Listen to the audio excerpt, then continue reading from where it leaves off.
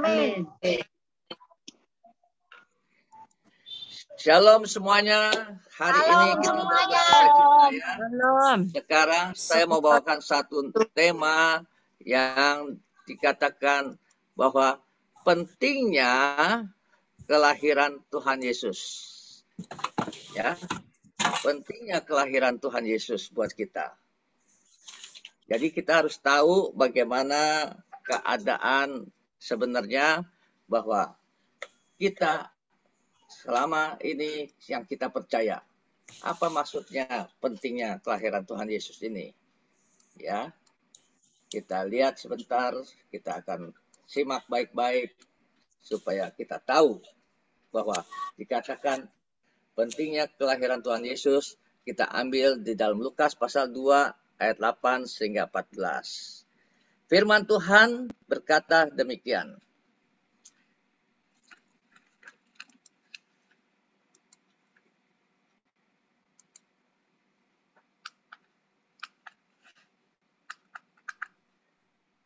Firman Tuhan berkata demikian. Wait, kelewatan ya. Tunggu, sorry.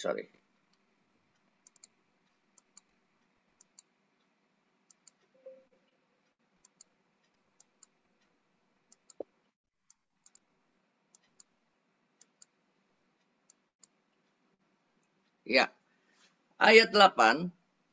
Di daerah itu ada gembala-gembala yang tinggal di padang menjaga kawanan ternak mereka pada waktu malam. Ayat 9-nya, tiba-tiba berdirilah seorang malaikat Tuhan di dekat mereka dan kemuliaan Tuhan bersinar meliputi mereka dan mereka sangat ketakutan. Selanjutnya, ayat 10-nya. Lalu kata malaikat itu kepada mereka, jangan takut, sebab sesungguhnya aku memberitakan kepadamu kesukaan besar untuk seluruh bangsa.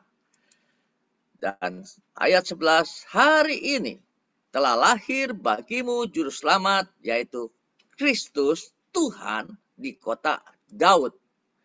Ayat 12, dan inilah tandanya bagimu, kamu akan menjumpai seorang bayi dibungkus dengan lampin dan terbaring di dalam palungan. Jadi Bapak Ibu sahabatku yang terkasih, kita lanjut ayat 13. Dan tiba-tiba tampaklah bersama-sama dengan malaikat itu sejumlah besar bala tentara surga yang memuji Allah. Katanya, ayat 14-nya berkata, kemuliaan bagi Allah di tempat yang maha tinggi, dan damai sejahtera di bumi di antara manusia yang berkenan kepadanya. Bapak, Ibu, sahabatku yang terkasih dalam Tuhan. Luar biasa bukan? Bahwa dikatakan selanjutnya ini. Alangkah bahagianya bagi yang berkenan di hati menyambut kelahiran Tuhan Yesus yang telah terjadi 2000 tahun yang lampau. Bagaimana Bapak Ibu sahabatku yang terkasih?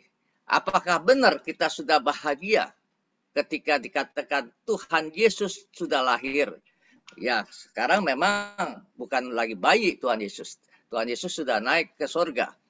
Nah, yang menjadi pertanyaannya ini, apakah bahagia di masa-masa pada saat ini kita merayakan pada saat kelahiran? Seperti saudara mungkin waktu lahir pasti dicatat sama keluarga. Dan biasanya setiap tahun ada happy birthday. Betul ya? Jadi kita suka nyanyikan happy birthday to you.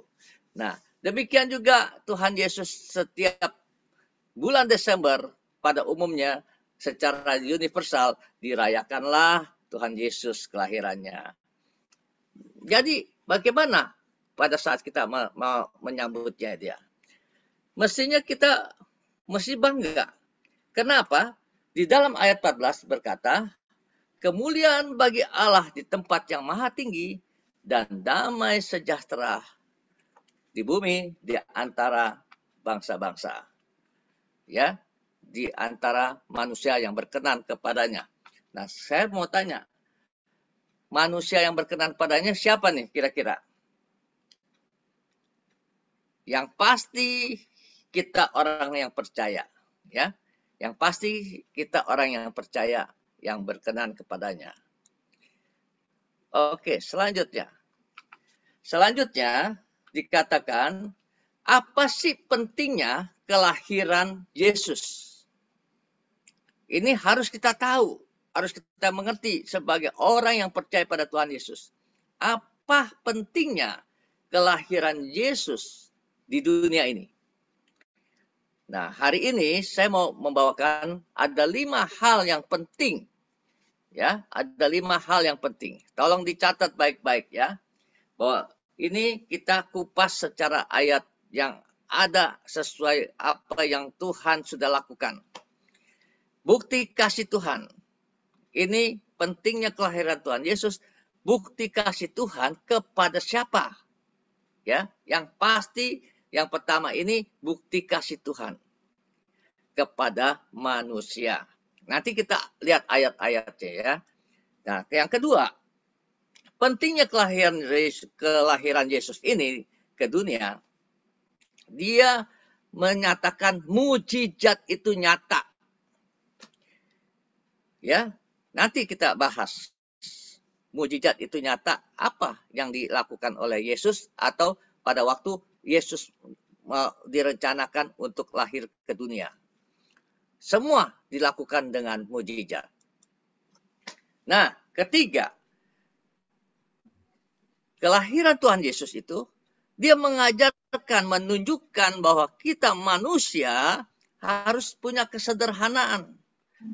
Oh, manusia Jadi kadang-kadang kita itu bisa kebablasan. Maka itu dia mau memberikan contoh teladan kesederhanaannya.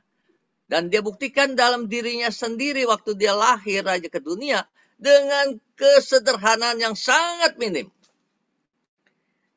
Dia sudah mewakili untuk orang-orang yang dikatakan yang papa. Nah, terus yang keempat, kerendahan hati. Selama Tuhan Yesus dia hidup di dunia ini, pada saat dia mengajar, dia menunjukkan keteladanan juga tentang kerendahan hati. Kenapa harus kerendahan hati ini? Nah, itu harus kita tahu. Kenapa? Allah sangat tidak senang dengan orang yang congkak, yang tinggi hati. Dia akan merendahkannya. Nah, figur Tuhan Yesus ini dia tunjukkan. Nanti kita lihat buktinya. Betul nggak dia? Yang kelima, kepemimpinan.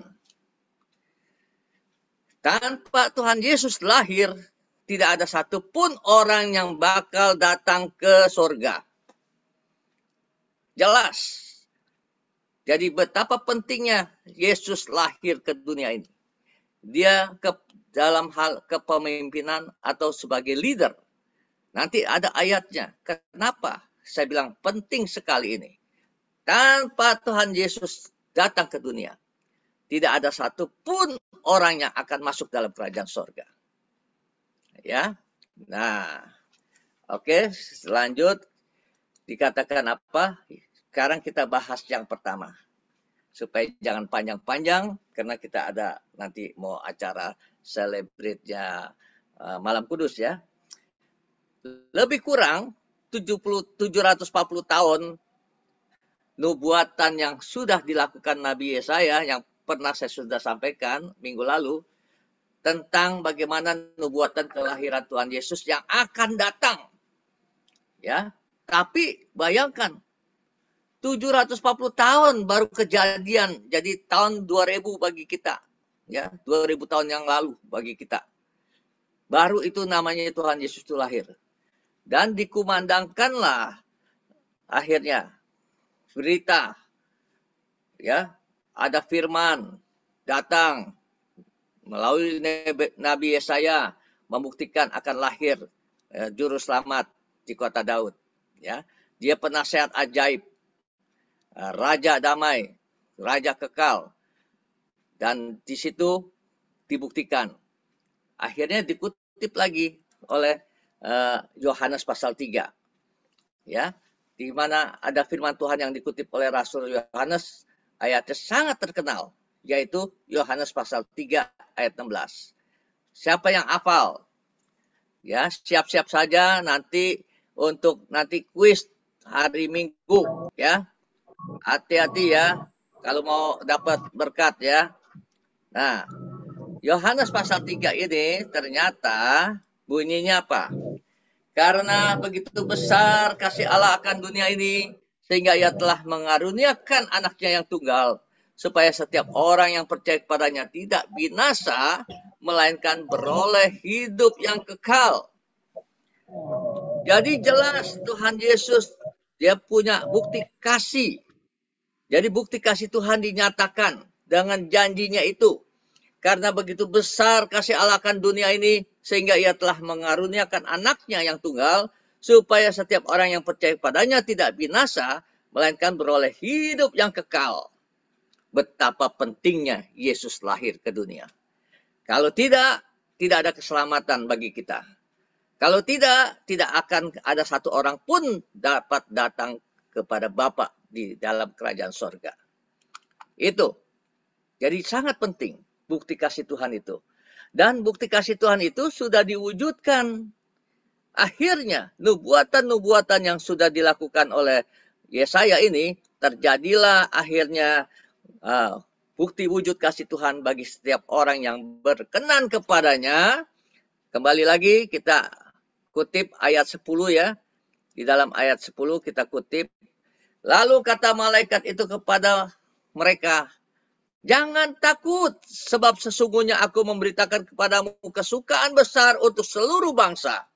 Ayat 11-nya, hari ini telah lahir bagimu juru selamat, yaitu Kristus, Tuhan di kota Daud.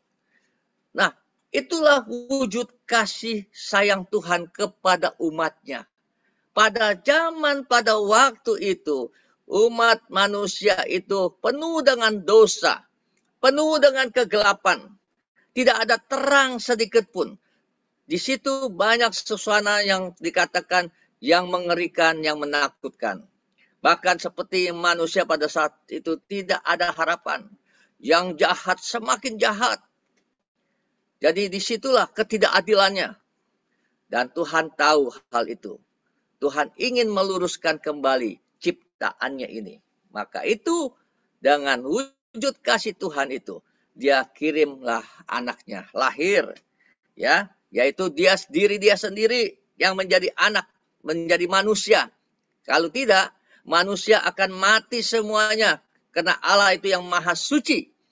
Jadi tidak satu orang pun yang dapat bisa melihat Allah. Maka itu Allah harus, ya, dia melakukan dirinya itu menjadi manusia. Kalau tidak, manusia akan mati.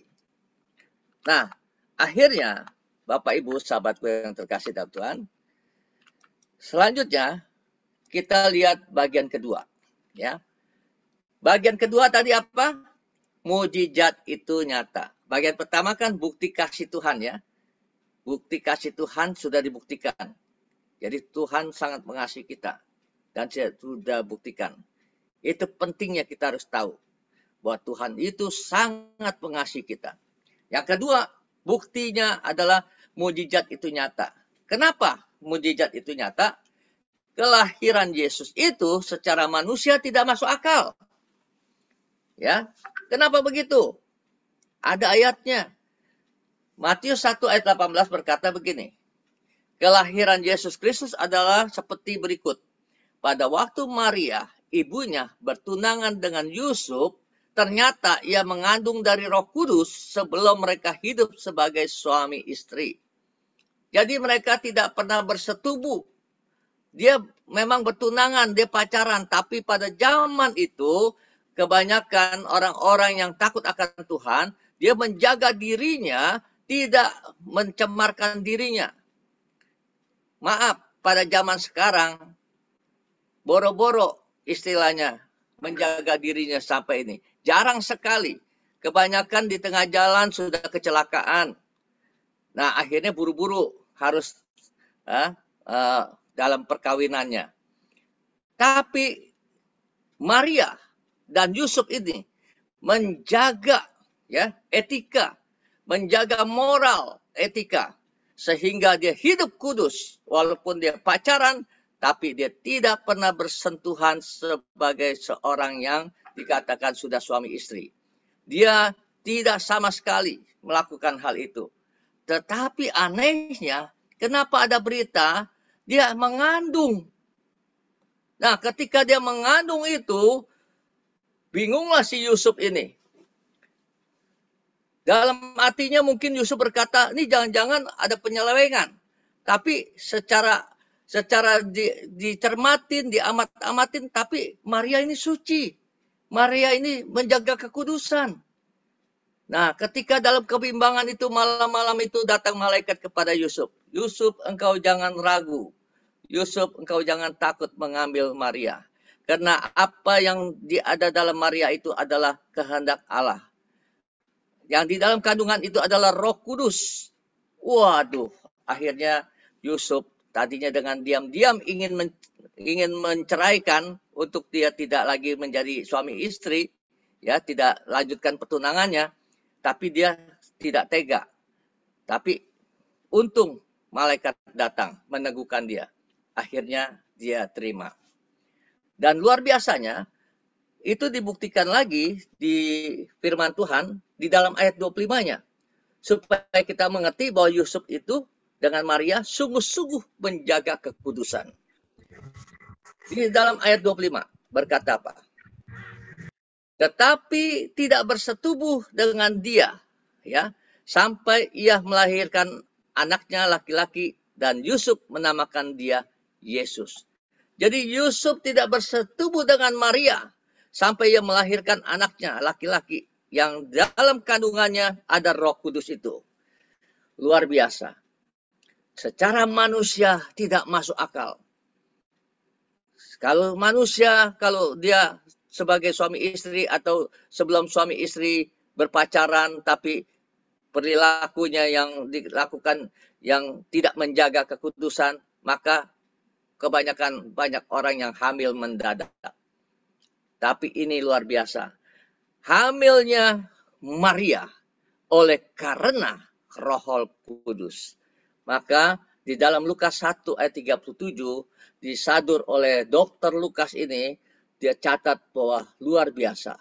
Sebab bagi Allah tidak ada yang mustahil. Secara manusia mustahil. Ini mukjizat yang luar biasa. Dan apa yang terjadi? Selain itu, Tuhan Yesus mendatangkan mukjizat dalam hidupnya. Untuk apa? Dia datang ke dunia ini menyembuhkan orang sakit. Yang buta dicelikan, yang timpang berjalan, yang kusta tahir, yang pendarahan 12 tahun saja. Tuhan Yesus belum menumpangin tangan, baru orang itu merambah jubah Yesus, sembuh. Ada aliran yang keluar. Jadi luar biasa mukjizat. Bahwa Tuhan datang membawa mukjizat buat kita. Bagi orang yang percaya, mukjizat itu akan terjadi ketika dia percaya dengan Tuhan sepenuh hati. Karena tanda-tanda heran itu akan terjadi bagi orang percaya. Nah, sahabatku yang terkasih, jadi jangan disangka bahwa mukjizat sudah tidak ada. Mukjizat ada. Karena Tuhan datang membawa mukjizat. Itu pentingnya. Kalau tidak, berapa banyak orang yang dikatakan di dalam kegelapan tidak akan merasakan pengharapan masa depan. Yang luar biasa ketika Tuhan Yesus datang ke dunia, pada waktu dia mulai memberitakan kabar baik, pada umur waktu mulai 30 tahun dia mulai berjalan melakukan tugasnya dari Bapa. Dan pernah yang lebih spektakuler lagi, bahwa Lazarus yang mati 4 hari, itu bisa bangkit kembali, bisa hidup kembali. Mukjizat luar biasa. Maka itu bagi orang yang percaya pada Tuhan Yesus, percaya, kita akan merasakan mukjizat Tuhan. Siapa yang percaya berkata amin, angkat tangan. Haleluya, haleluya. Termasuk Ibu Rudiana pernah ngalamin mukjizat bukan?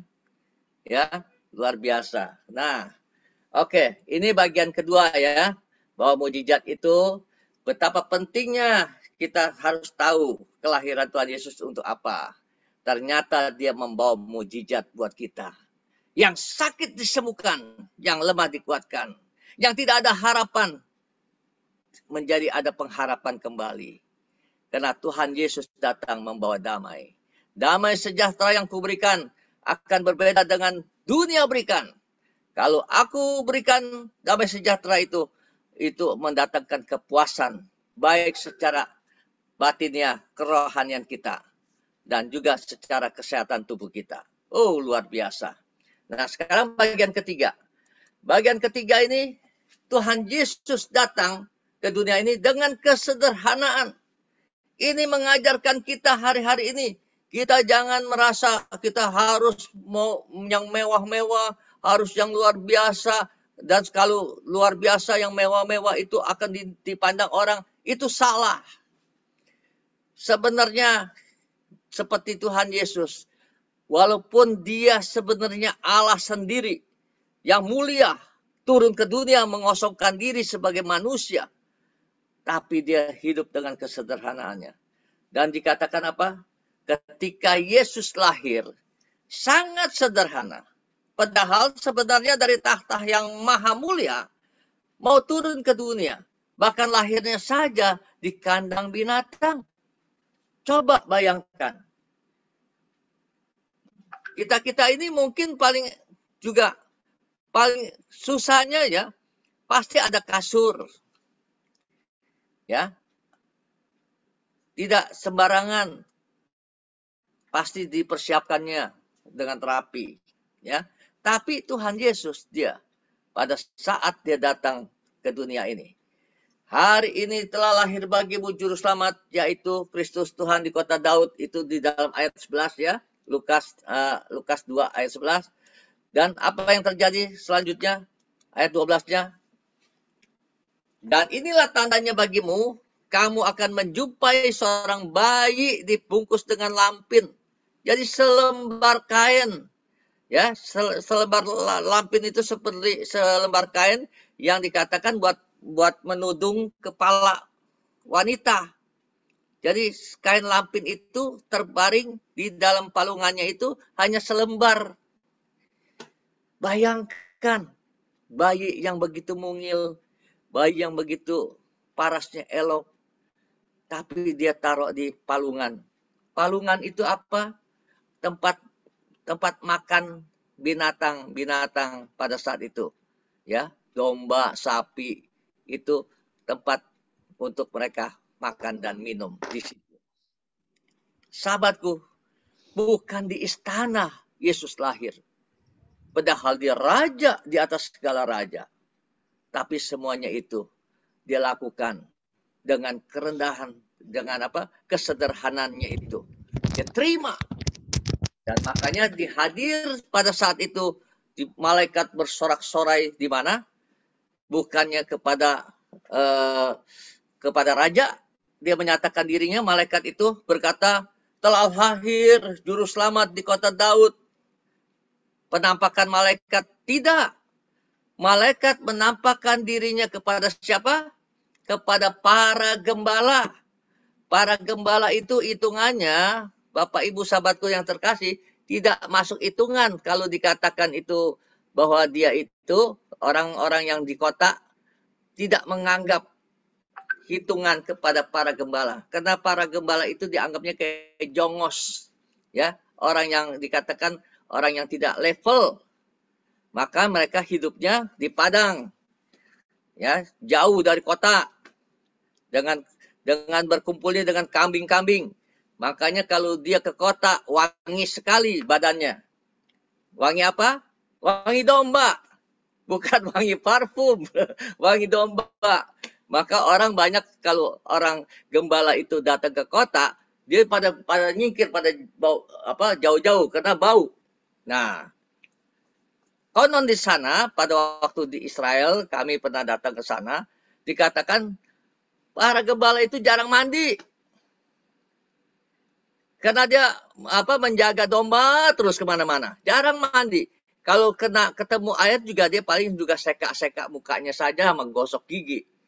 Tapi badannya makanya dikatakan hampir sama domba. Makanya domba itu nurut sama mereka, sama gembala. Karena baunya sama. Coba kalau orang kota datang, tuh domba kabur, ketakutan, ya. Nah, betapa sederhananya para gembala itu. Tapi malaikat menyatakan diri, bersorak-sorai dengan gegap gempita di langit, sampai akhirnya para gembala itu pada takut. Dikatakan, jangan takut. Aku ini akan memberitakan kabar baik bahwa telah lahir juru selamat di kota Daud. Nah, itulah kebahagiaannya. Jadi, kalau boleh saya katakan, Tuhan selalu ingin melihat kesederhanaan. Tuhan tidak bangga dengan kita yang orang hebat. Tidak. Tapi Tuhan mau orang yang sederhana. Itu tujuannya. Sebab kalau orang yang hebat akan sombong. Orang yang hebat akan penuh dengan masalah. Orang yang hebat penuh dengan tantangan. Dan akhirnya belum tentu menjadi sejahtera di sekelilingnya. Karena orang hebat ingin lebih hebat lagi. Tapi kalau orang yang sederhana, kemanapun dia akan masuk. Betul nggak? Kemanapun orang sederhana ini akan diterima, sahabatku. Karena dia tidak sombong, tidak congkak. Maka itu, sahabatku yang terkasih. Jadi yang ketiga ini, dalam kesederhanaannya. Mari makna Natal ini, kita harus sederhana, tapi hati kita harus penuh dengan sukacita. Kita tidak perlu minder. Karena Tuhan menilai orang-orang yang sungguh hatinya tulus. Orang yang sungguh hati yang takut akan Tuhan. Itu yang Tuhan lihat.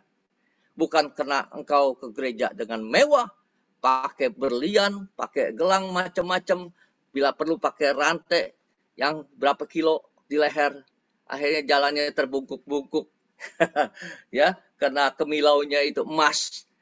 Tapi Tuhan tidak lihat. Tuhan lihat hati yang sungguh-sungguh menyambut Sang Raja ini. Amin. Jadi sejauh mana kita menyambut Sang Raja ini? Ayo kita renungkan. Jadi yang ketiga itu adalah kesederhanaan. Dan yang keempat sekarang kita bahas. Yang keempat, bagian keempat adalah kerendahan hati. Kerendahan hati. Kita akan lihat sejauh mana kerendahan hati Tuhan Yesus ini. Yesus datang ke dunia untuk melayani, bukan untuk dilayani. Itu kita bisa baca di dalam Markus pasal 10 ayat 45. Catat baik-baik ya. Bila perlu hafal ya. Sebab nanti hari Minggu kalau tiba-tiba keluar kuis ini, siapa tahu Anda beruntung. Ya. Jadi bagian keempat kerendahan hati ini. Yesus datang ke dunia untuk melayani, bukan untuk dilayani. Ingat baik-baik ya. Tuhan Yesus datang untuk melayani, bukan untuk dilayani. Kalau orang yang dilayani, artinya orang itu dia merasa dirinya lebih tinggi. Tapi Tuhan Yesus dengan kerendahan hati, dia datang untuk melayani, bukan untuk disanjung. Nah, sahabatku, coba kita lihat yuk ayatnya ya. Ayatnya. Karena anak manusia juga datang bukan untuk dilayani, melainkan untuk melayani dan untuk memberikan nyawanya menjadi tebusan bagi banyak orang. Tuh pentingnya kelahiran Tuhan Yesus yang keempat ini.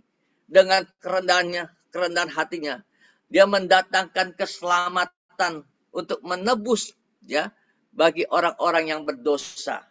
Dengan apa? Dengan nyawanya. Luar biasa. Jadi Tuhan Yesus hadir ke dunia itu bukan semata-mata untuk datang doang. Ada misinya. Jadi dia menunjukkan kerendahan hatinya adalah tujuannya untuk apa? Menyelamatkan umat manusia. Dia tebus dengan nyawanya. Supaya orang-orang yang dikatakan percaya pada dia tidak akan binasa. Karena sebelum adanya ayat karena begitu besar kasih Allah akan dunia ini sehingga dikaruniakan anak yang tunggal supaya barang siapa yang percaya tidak binasa tuh ya, melainkan memperoleh hidup yang kekal. Itu ditunggu-tunggu pada masa zamannya Yesaya. Mereka dibuang di Babel dalam penderitaan, ditekan oleh Raja Asyur, Raja Persia, ya, Raja Babel Nebukadnezar. Mereka menderita, tapi Tuhan berbicara kepada Yesaya. Nanti orang-orang yang takut akan Tuhan, orang-orang yang berbalik bertobat sungguh-sungguh, dia akan kembali ke negerinya, ke Israel. Maka itu dikatakan tidak begitu banyak yang kembali. Ya. Tapi yang kembali itu berbahagia sekali sampai dia bisa ya melanjutkan kehidupannya dengan sukacita. Bapak Ibu, jadi kita buktikan Tuhan Yesus benar nggak rendah hati ini? Ya, kita buktikan. Ada ayatnya dan ada kesaksian hidup. Ya. Nah, bukti kerendahan hatinya Tuhan Yesus, ya. Filipi pasal 2 ayat 6 sampai 8 itu firman Tuhan katakan dia tidak menganggap setara dengan Allah. Padahal dia sendiri adalah Allah yang turun ke dunia menjadi manusia. Jadi atribut Allahnya yang maha mulia itu dia tanggalkan. Tidak menganggap setara dengan Allah. Jadi betul-betul dia melakukan tugasnya sebagai manusia 100%. Kedua, dia mengosongkan dirinya sebagai hamba. Bayangkan, manusia aja banyak dikatakan kalau sudah kaya, mana mau dia menjadi seperti seorang hamba. Melayanin orang yang sakit, makanya orang berbahagialah orang-orang yang memperhatikan di yatim piatu, yang orang-orang jompo, itu kalau bisa melayani begitu luar biasa. Itu namanya orang yang memiliki kerendahan hati. Tuhan mencontohkan hal ini. Dia mengosongkan dirinya sebagai hamba. Dan lagi dikatakan apa? Dia merendahkan diri taat sampai mati. Bayangkan, dia merendahkan dirinya sampai kelihatan banget kalau boleh dikatakan. Kenapa saya bilang sampai kelihatan banget? Kenapa? Karena seperti orang yang terkutuk, yang tidak ada salahnya, tidak ada dosa, tapi dia matinya mengenaskan sekali. Seperti orang yang kena kutuk. Dikatakan, dia dicaci maki, diludahin, dianiaya, dicambuk, bahkan juga didera. Dan luar biasanya penderitaannya dari kepalanya sampai tangan dan kaki dan lambungnya menembus ke hati. Itu mengeluarkan darah semuanya. Sekujur tubuhnya boleh dikatakan sudah pecah kulitnya. Sahabatku, begitu dia merendahkan dirinya. Taat lagi sampai mati. Nah, sahabatku, dan pelaksanaannya pada masa dia menjalankan tugasnya, membawa murid-muridnya itu ya berjalan bersama-sama memberitakan kabar baik kepada orang banyak. Di situ sampai kaget si Petrus ini. Kenapa kagetnya? Yuk kita lihat yuk. Yohanes 13 ayat 5 sehingga ayat 14 ini ceritanya tentang apa? Ceritanya sahabatku, dia tentang bagaimana Yesus memberikan teladan kepada Petrus. Petrus, semua murid-murid kumpul. Aku mau mencuci kakimu. Aku membasuh kakimu. Bayangkan, dia adalah guru. Boleh dikatakan, dia juga dikatakan Mesias. Yang tidak selayaknya dia melakukan mencuci kaki murid-muridnya. Mestinya murid-muridnya selalu mencuci kaki kepada gurunya. Betul kan?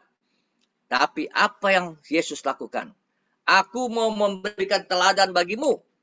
Kalau aku tidak membasuh kakimu, ya, artinya kamu belum sempurna. Maka itu lihat, begitu dia menghinakan dirinya sendiri, mengosongkan dirinya sendiri, merendahkan dirinya sendiri, Tuhan ini. Luar biasa dia melayanin kepada murid-muridnya, dia membasuh kaki. Coba sekarang saya mau tanya, sejauh mana kita ini sebagai hamba-hamba Tuhan, pelayan-pelayan Tuhan yang dipakai sebagai alat Tuhan, maukah kita membasuh kaki jemaat-jemaat? Ayo, Oh, ayo, siapa yang mau angkat tangan? Mau membasuh kaki masing-masing. Amin. Jadi sekarang kita tidak boleh sombong. oh, Sekarang kita tidak boleh tinggi hati. Amin. Tapi mari untuk kita melayani kepada sesama kita. Kita memperhatikan mereka. Amin. Ketika mereka sakit atau ketika mereka membutuhkan pertolongan, jangan sungkan-sungkan kita menolong mereka. Ya, puji Tuhan, saya percaya semua yang ada di sini pasti mempunyai kasih kepada sesama. Karena firman Tuhan katakan, kasihilah Tuhan Allahmu dengan segenap hati, dengan segenap kekuatan, dengan segenap jiwamu, dan segenap akal budimu. Dan hukum yang utama yang kedua adalah kasihilah sesamamu seperti dirimu sendiri. Ya, sejauh mana kita mengasihi sesama kita? Kita jangan membeda-bedakan. Mari pada saat suasana malam Natal ini, yuk kita sama-sama merubah sikap kita. Yuk sama-sama kita mengikuti teladan Tuhan Yesus. Bahwa Tuhan Yesus yang maha mulia, dia turun ke dunia merendahkan ya dirinya. Dia mengosongkan dirinya.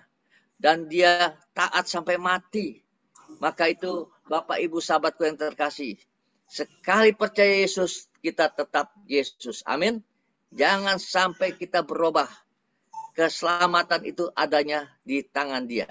Nah, sekarang kita yang kelima, yang terakhir. Ya, yang kelima. Buktinya, bagian kelima ini menunjukkan apa? Bahwa Tuhan Yesus, kita harus mengerti datang ke dunia ini. Ini sangat penting. Pentingnya apa? Bagian kelima ini bahwa Tuhan Yesus sebagai pemimpin. Dia memiliki kepemimpinan. Atau disebut kalau bahasa kerennya leader.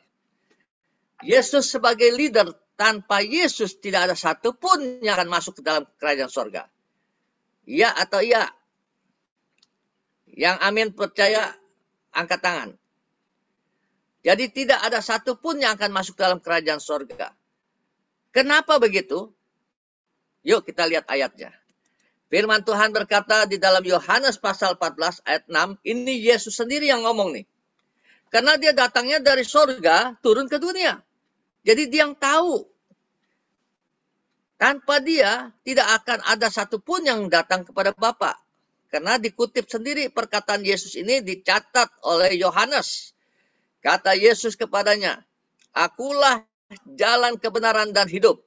Jadi ketika Tuhan Yesus datang sebagai leader kepemimpinan, dia katakan, Akulah jalan kebenaran dan hidup. Jadi artinya ketika orang yang percaya mengikuti Tuhan Yesus, dia akan hidup di dalam kebenaran dan dia memiliki kehidupan. Sebab banyak orang yang sekarang hidup sepertinya sudah mati. Kenapa? Karena melakukan kekerasan, melakukan dosa perbuatan yang menjijikkan di mata Tuhan. Artinya siap-siap saja calon neraka. Sama juga dia hidup tapi bukannya hidup. Nanti akan mati selama-lamanya. Tapi Tuhan Yesus datang. Jalan kebenaran dan hidup disampaikan. Dan ditekankan di sini, tidak ada seorang pun yang datang kepada Bapa kalau tidak melalui aku. Yesus sendiri berkata. Maka itu berbahagialah kita hari ini ketika kita percaya Tuhan Yesus adalah juru selamat kita. Yang telah lahir 2000 tahun yang lampau di kandang Bethlehem dengan kesederhanaannya. Oh, dengan begitu sedih kalau kita bisa melihat. Yang tidak sepantasnya dia lahir di palungan dengan sehelai kain lampin. Begitu miskinnya, begitu sederhananya. Tapi Tuhan Yesus tidak pernah ngomel, Tuhan Yesus tidak pernah menyalahkan, tapi Tuhan Yesus menjalankan dengan tulus. Sahabatku yang terkasih dalam Tuhan, Itulah kita mengerti sekarang bahwa kesimpulannya akhirnya bahwa pentingnya kita tahu tentang kelahiran Yesus ini. Ada 5 hal yang kita bahas hari ini. Kesimpulannya yang pertama dikatakan bukti kasih Tuhan sudah nyata, sudah dilaksanakan, sudah terjadi. Amin. Bukti kasih Tuhan. Dan kedua, mujizat itu nyata. Kedatangan Tuhan ke dunia itu, dia membawa mujizat bagi orang yang percaya. Maka disitulah kita bangga, kita bahagia. Tanda-tanda orang percaya bisa menyembuhkan, orang sakit disembuhkan, menumpangin tangan, orang sakit itu akan sembuh. Dan mengusir setan-setan dalam nama Yesus, maka setan kabur lari. Ada pelepasan, ada kelegaan, ya, ada pembebasan. Dan di situ kita bisa melihat mujizat itu nyata. Yang ketiga dikatakan bahwa kesimpulannya Tuhan Yesus itu kita harus tahu.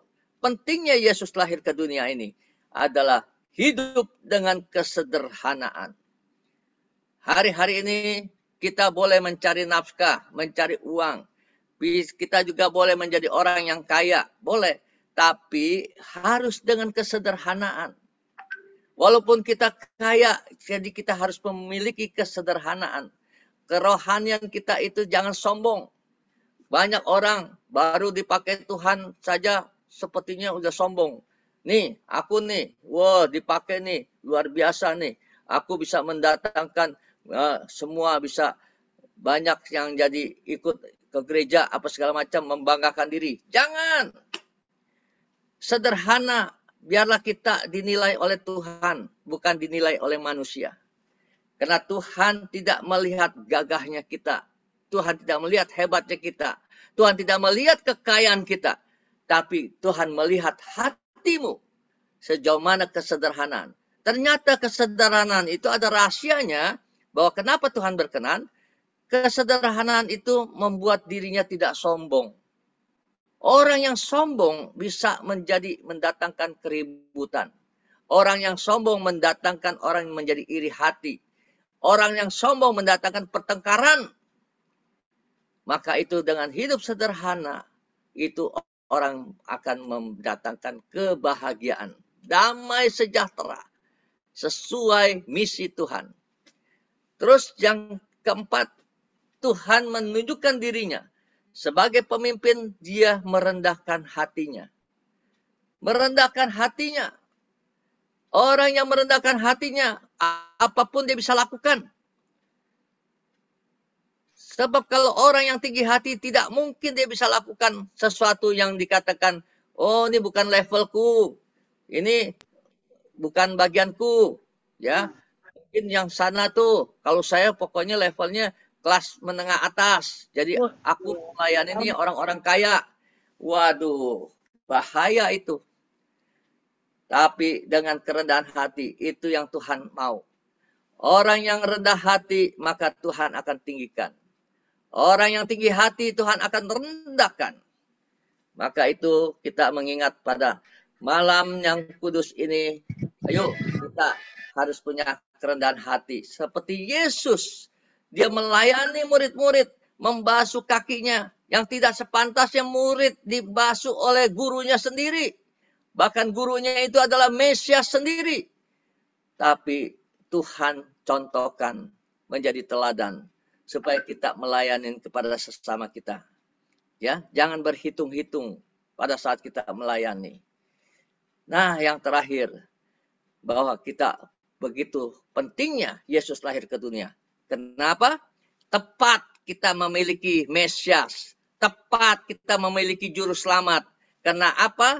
Karena dialah yang akan membawa kita masuk dalam kerajaan sorga. Karena tidak ada satu orang pun dapat datang kepada Bapa kecuali melalui Yesus. Ini pentingnya kita percaya pada Tuhan Yesus, ya. Maka itu jangan kita ragu, jangan kita bimbang bahwa Tuhan Yesus itu adalah juru selamat kita. Satu-satunya yang bisa memimpin kita masuk di dalam kerajaan surga. Sangat bahaya ketika kita bisa goyah iman kita. Sangat bahaya ketika kalau kita masih belum mengenal dia secara pribadi. Ya, sebab apa? Orang-orang yang demikian bisa akan jatuh, bisa akan tersandung. Tapi ketika kalau kita betul-betul percaya sepenuh hati kepada Tuhan Yesus, kita jangan sampai melepaskan iman kita kepada Kristus. Ingat, keselamatan itu pasti kita peroleh. Tapi kalau tidak, kita bimbang, kita akhirnya ada yang berbalik kepada yang lama, maka jangan disalahkan kalau pada suatu ketika kelak engkau ditolak. Aku tidak kenal. Mengerikan sekali Bapak Ibu, sahabatku yang terkasih. Hidup ini adalah yang paling bahagia, adalah ketika nama kita tercatat di sorga. Amin. Siapa yang mau namanya tercatat di sorga, angkat tangan coba, ayo. Haleluya. Malam hari ini kesimpulannya, Yesus telah lahir. Ayo kita lakukan 5 hal ini di dalam hidup kita. Amin. Tuhan Yesus memberkati kita sekalian. Haleluya. Mari kita berdoa terlebih dahulu. Bapa di sorga, terima kasih. Firman-Mu sudah mengajarkan kami betapa pentingnya Yesus lahir ke dunia. Ternyata membuktikan kasih Tuhan. Ternyata membuat mujizat itu nyata. Ternyata mengajarkan kami untuk kesederhanaan, tidak tinggi hati. Ternyata kami juga harus merendahkan hati kami, merendahkan diri kami kepada sesama kami. Dan juga ternyata keselamatan itu datangnya dari-Mu satu-satunya Tuhan. Terima kasih Tuhan pengertian ini untuk kami lebih lagi untuk melekat kepada Engkau. Lebih lagi semakin percaya pada Engkau. Lebih lagi Tuhan Yesus pada malam hari ini kami berkomitmen Tuhan untuk lebih setia kepada Engkau. Seperti Engkau setia sampai mati untuk menebus dosa-dosa kami. Oh terima kasih Tuhan. Kami percaya pada malam hari ini, malam yang indah ini akan datang damai sejahtera kepada anak-anak-Mu yang ikut ibadah pada malam hari ini. Amin. Terima kasih Tuhan. Terima kasih. Haleluya. Amin. Amin.